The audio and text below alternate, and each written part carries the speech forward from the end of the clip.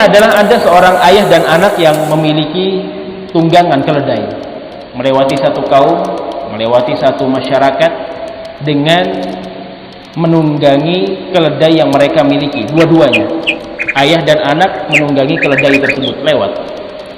Masyarakat A mengatakan, kalian adalah orang tua dan anak, ayah dan anak yang tidak bisa bersyukur kepada Allah Subhanahu wa taala. Kenapa? Kalian mendolimi keledai yang kalian miliki. Masa keledai satu keledai dinaiki oleh dua orang, keberatan, kasihan dia. Akhirnya sang ayah pun turun.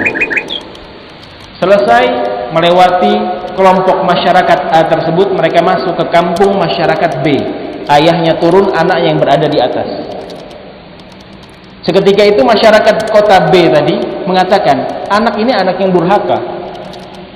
Kenapa? Ayahnya capek-capek menenteng keledainya, tapi anaknya berada di atas tunggangan keledainya tersebut. Kenapa anak ini tidak sayang kepada ayahnya? Akhirnya karena mereka mengikuti masyarakat di kota B tadi, ayahnya yang naik, anaknya yang turun, lewat lagi. Sampai ke kota C. Masyarakat di kota C juga mengomentari. Setelah anaknya yang berjalan, ayahnya yang berada di atas. Ayahnya ini tidak sayang kepada anaknya. Kenapa rela anaknya itu letih, anaknya berkeringat, berjalan, ayahnya yang enak-enak berada di atas tunggangan keledainya. Akhirnya dua-duanya turun. Gak ada benarnya. Masuk ke kota D, kota yang keempat. Keledai tidak ditunggangi, dua orang ini, ayah dan anak, sama-sama berjalan. Masyarakat di kota D mengomentari lagi, tidak akan selamat. Apa komentarnya? Ayah dan anak ini sama-sama tidak memiliki pikiran yang bagus, tidak memiliki otak, bahasa kasarnya. Kenapa? Ada tunggangan kok tidak dimanfaatkan, capek-capek jalan kaki, mendingan disembelih keledainya. Akhirnya masuk ke kota E dengan kondisi apa? Keledainya ditunggangi. Artinya keledainya itu diangkat oleh ayah dan anaknya. Keledainya berada di atas pundak ayahnya dan di belakang pundak anaknya. Jadi kebalik.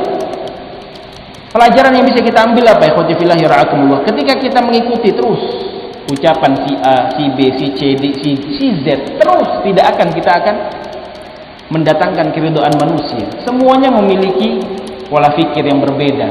Seperti contohnya tadi, akhirnya menjadi seorang yang majnun, seorang yang gila, yang harusnya keledai itu yang menjadi tunggangan mereka, terbalik, keledainya yang berada di atas pundak ayah dan anak tersebut, karena mengikuti komentar-komentar, masukan-masukan dari manusia yang tidak akan ada habisnya. Maka para ulama di sini mengambil sebuah kesimpulan penting.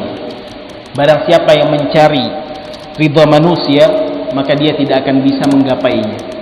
Tapi kalau yang dia targetkan adalah ridha Allah Subhanahu wa taala, walaupun manusia tidak ridha kepadanya, manusia tidak respect, manusia nggak rela, manusia nggak senang dia berbuat itu, tapi dia targetkan ridhonya Allah Subhanahu wa taala.